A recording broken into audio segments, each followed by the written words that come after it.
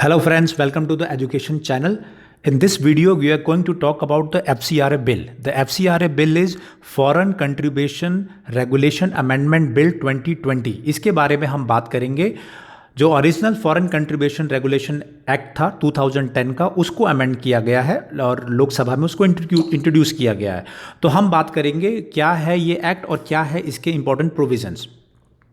Let's see, पहले हम इसकी बात करेंगे और इससे रिलेटेड जो न्यूज़ है उसके बारे में हम secondly we will take it up. Now 2010 में ये जो फॉरेन कंट्रीब्यूशंस जो आते हैं बाहर से, फॉरेन मीन्स जो विदेशों से जो पैसा आता है उसको रेगुलेट करने के लिए एक एक्ट लाया गया था। उसी के तहत इसमें कुछ प्रोविजंस किए गए थे, उसको अमेंड किया गया। क्या क्या है इंपॉर्टेंट अमेंडमेंट, देखते हैं एक एक करके। पहला है prohibition to accept foreign contribution. किन किन लोगों को प्रोहिबिटेड किया गया है?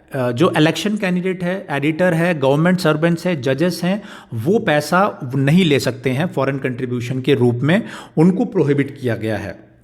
ये आपको ध्यान रहे। दूसरा क्या है? Transfer of foreign contribution. Foreign contribution can not be transfer to any other person unless such person is also registered to accept foreign contribution. मतलब अगर आपको फॉरेन कंट्रीब्यूशन या विदेशों से अगर आपको पैसा मिलता है, आपकी संस्था को पैसा मिलता है, तो आप उसको ट्रांसफ़र नहीं कर सकते हैं अनटिल अनलेस जो दूसरी एजेंसी है वो भी एनजीओ है जो कि एफसीआरए के तहत रजिस्टर्ड है।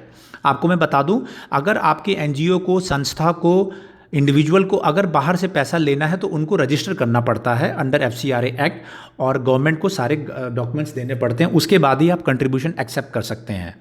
नाउ तीसरा पॉइंट क्या है? तीसरा ये है कि आधार आपको मैंडेटरी होगा। आधार जितने भी लोग हैं आपके, फॉर एग्जांपल जो एनजीओज़ हैं, तो एनजीओज़ के जितने भी मेंबर्स हैं उन सभी का आधार मैंडेटरी होगा, रजिस्ट्रेशन आपको कराना पड़ेगा और उसके बिना विदाउट आधार आपको अलाउ नहीं किया जाएगा। एफसीआरए अकाउंट के बाद क्या है, इसमें क्या अमेंडमेंट किया गया है? इसमें किया गया है कि इस एक्ट के तहत जो रजिस्टर्ड पर्सन है वो फॉरेन कंट्रीब्यूशन सिंगल ब्रांच जो उसका बैंक है, शेड्यूल बैंक है, उसी में ले सकता है। हालांकि वो और भी ब्रांचेस या और भी अकाउंट्स खोल सकते हैं, बैंक्स के खोल सकते हैं। किस लिए? यूटिलाइजेशन करने के लिए। लेकिन पैसा किस में ले रहे हैं? पैसा वही जो सिंगल ब्रांच है उसी में लेंगे। सो ये एक इम्पॉर्टेंट है क्योंकि लोग अलग अलग में खोल के इसका मिसयूज़ कर सकते थे। ओके, नेक्स्ट क्या है? Restriction in utilisation of foreign contribution. अब ये बहुत इंपॉर्टेंट है क्योंकि पैसा तो आपको मिल गया, आप उसको खर्च कैसे करोगे ये इंपॉर्टेंट है। तो इसमें यह है कि जो व्यक्ति है, अगर जो फॉरेन कंट्रीब्यूशन रेगुलेशन एक्ट 1976 अगर उसको अगर करता है तो फिर उसके खिलाफ एक्शन लिया जाएगा। और जो ये भी कह रहा है कि government may also restrict usage of unutilise foreign contribution for the person who have been granted prior permission to receive such contribution. मतलब गवर्नमेंट इसको रेस्ट्रिक्ट भी कर सकती है जो इसके तहत आपको कंट्रीब्यूशन मिलेगा। नेक्स्ट क्या है? Next is renewal of licence. जो लाइसेंस है, रजिस्ट्रेशन सर्टिफिकेट जिनको दिया गया है, एक्सपायरेशन के 6 महीने के अंदर उनको री रजिस्ट्रेशन करना पड़ेगा, रिन्यू करना पड़ेगा उसको। नेक्स्ट है reduction in use of foreign contribution for administrative purpose. मतलब एडमिनिस्ट्रेटिव पर्पस के लिए पहले आप 50% इसका यूज़ कर सकते थे इस कंट्रीब्यूशंस का, लेकिन अब आप सिर्फ 20% ही सिर्फ आप यूज़ कर सकते हैं। एडमिनिस्ट्रेटिव एक्सपेंसेस आपके हो गए, जो भी आप इसके तहत दिखाते हो, तो पहले एडमिनिस्ट्रेटिव एक्सपेंसेस के नाम पे मीटिंग्स हो गई, आपके ट्रैवल हो गए, एडमिनिस्ट्रेटिव ट्रैवल्स हो गए, इसके तहत आप 50% तक का फंड यूटिलाइज कर सकते थे, लेकिन अब सिर्फ 20% यूटिलाइज करोगे। गवर्नमेंट का ये कहना है कि इसमें लोग जो है फ्रॉड करते थे और फ्रॉड करके इसका मिसयूज़ करते थे। उसके अलावा है कि सरेंडर ऑफ सर्टिफिकेट। इसमें यह है कि जो सेंट्रल गवर्नमेंट है, सेंट्रल गवर्नमेंट की परमिशन से आप रजिस्ट्रेशन सर्टिफिकेट को सरेंडर कर सकते हैं। फिर है सस्पेंशन ऑफ रजिस्ट्रेशन। इस एक्ट के तहत में गवर्नमेंट में suspend the registration of a person for a period not exceeding 180 days. तो ये जो है 180 डेज तक आपका जो सस्पेंशन किया जा सकता है ना। अभी इसमें न्यूज़ क्या है? न्यूज़ ये है कि लोकसभा में ये foreign contribution regulation amendment bill है वो पास हो गया। उसमें क्या क्या प्रॉब्लम थी इसमें कि आधार मैंडेटरी करना है, मैंने आपको ऑलरेडी बता दिया। उसके अलावा क्या है इसमें, उसके अलावा ये किया गया कि 20% और 50% का, जो मैंने आपको बता दिया कि जो एनसीपी उसने उठाया था कि 50% ही क्यों पहले जो था उसको 20% क्यों कर दिया गया, तो उसका फ्रॉड रीज़न है कि काफ़ी एनजीओज़ जो हैं वो फ्रॉड करते थे और इसका मिसयूज़ करते थे।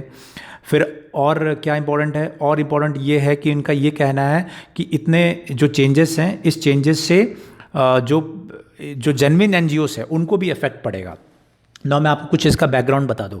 इसमें हुआ क्या है कि 2010 के बाद से जब ये शुरू हुआ तो कई एनजीओज़ को बैन भी किया गया है जो फॉरेन कंट्रीब्यूशन लेती थी और उसको मिसयूज़ करती थी। और कैसे मिसयूज़ करती थी, मैं आपको बता दूं कि जो ग्रीन पीस फाउंडेशन है, for example green peace foundation भी फॉरेन कंट्रीब्यूशन पाता था। और वो करते क्या थे कि उनकी डील थी सोलर जो बेचते हैं सोलर पैनल कंपनीज़ के साथ में डील थी। तो होता क्या था कि जितने भी पावर प्रोजेक्ट्स लगते थे, मान लो कोल पावर प्रोजेक्ट्स हैं या बाकी इस तरीके के, तो उन पे कुछ न कुछ एनजीटी के थ्रू कुछ न कुछ विवाद खड़ा कर देते थे। कभी ज़मीन अधिग्रहण को लेकर विवाद खड़ा कर देंगे, कभी एनवायरनमेंट को लेकर विवाद खड़ा कर देंगे। उससे क्या होता था कि ये प्रोजेक्ट्स पास नहीं हो पाते थे। तो जब तक कोल के प्रोजेक्ट या थर्मल प्रोजेक्ट जब पास नहीं होंगे तो बिजली उत्पादन होगा नहीं इन सोर्सेज से। और उनका क्या हित था, उनका ये हित था कि यहाँ से कोल और थर्मल से पावर ना हो, उसकी जगह पे सोलर पावर जो है उसका इस्तेमाल कर लें। तो होता क्या था कि जो सोलर कंपनी थी वो ऐसे ग्रीन पीस फाउंडेशन को पैसा देती थी। तो गवर्नमेंट ने इंटेलिजेंस ब्यूरो आईबी से जांच कराई, उस जांच में ये सब चीज़ें निकल के आई। तो इन सभी को फिर बैन किया गया या इनके कंट्रीब्यूशन को रोका गया या अकाउंट को फ्रीज किया गया। और अभी भी ये पाया जा रहा है कि कई एनजीओज़ हैं, चाहे सीए का प्रोटेस्ट हो या बाकी हो, उनके थ्रू ये पैसा प्राप्त करके इसका मिसयूज़ करते हैं। तो ये कई पॉइंट्स थे, इसीलिए गवर्नमेंट ने ये रेगुलेशन लाया है। और दूसरा ये भी है कि कुछ जेन्युइन एनजीओज़ हैं, तो जो अपोजिशन है या जो लोग हैं वो ये कह रहे हैं कि जो एजुकेशनल एनजीओज़ हैं जो पढ़ाई के लिए इसका उपयोग कर रहे हैं, फॉर एग्जांपल आप अमेरिका में हैं या दुबई में हैं और आप पैसा कंट्रीब्यूट करना चाहते हैं, तो वो अच्छे सही एनजीओज़ का पैसा ना रोका जाए। लेकिन गवर्नमेंट ने ये एश्योर किया है कि जो एजुकेशन सेक्टर या सही पैसा इसका इस्तेमाल कर रहे हैं, तो अगर वो अपनी पेपर्स देंगे सही तरीके से, उसका यूटिलाइजेशन प्रेजेंट करेंगे गवर्नमेंट को, तो गवर्नमेंट विल इंश्योर कि उनको कोई दिक्कत ना हो। So that is regarding the foreign contribution regulation amendment bill 2020 जो कि लोकसभा से पास हुआ है। तो आई होप कि आपको ये समझ में आ गया होगा। और जो भी हमारे नए साथी जुड़े हैं, चैनल को सब्सक्राइब करेंगे, लाइक करेंगे, शेयर करेंगे।